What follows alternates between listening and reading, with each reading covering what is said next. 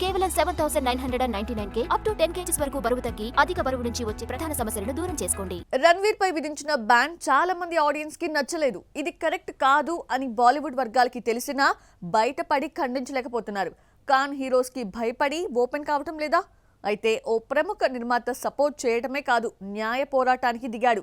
రణ్వీర్ పై ban ఎలాంటి U turn తీసుకోనుంది? ఆ విశేషాలు మీకోసం. ధురంధర్ 2 బ్లాక్ బస్టర్స్ తో అందనంత ఎత్తుకు ఎదిగిన రణ్వీర్ సింగ్ పై నిషేధం విధించారు.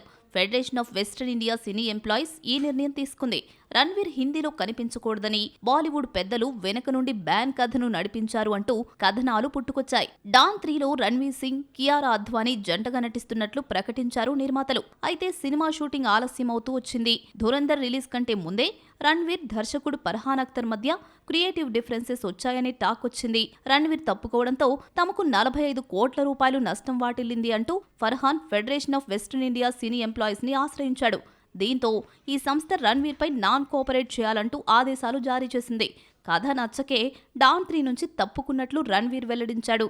డాన్ 2లో షారుఖ్ నటించగా డాన్ 3 ఆఫర్ రణ్వీర్ దగ్గరకొచ్చింది. ఫెడరేషన్ రణ్వీర్ పై నిషేధం విధిస్తున్నట్లు ప్రకటించడంతో బాలీవుడ్ లో చర్చ మొదలైంది. ఈ ఆదేశం చట్టపరమైన నిషేధం కాకపోయినా ఫెడరేషన్ కు అనుబంధంగా ఉన్న కార్మికులు, టెక్నీషియన్స్ రణ్వీర్ తో కలిసి వర్క్ చేయడం కుదరదు. బాలీవుడ్ చాలా వరకు ఈ ఫెడరేషన్ వర్గాలపై ఆధారపడడంతో హీరో నటిస్తున్న సినిమాలపై ప్రభావం చూపనుంది. ధురంధర్ 2 బాలీవుడ్ రికార్డులన్నింటినీ తిరగరాసింది.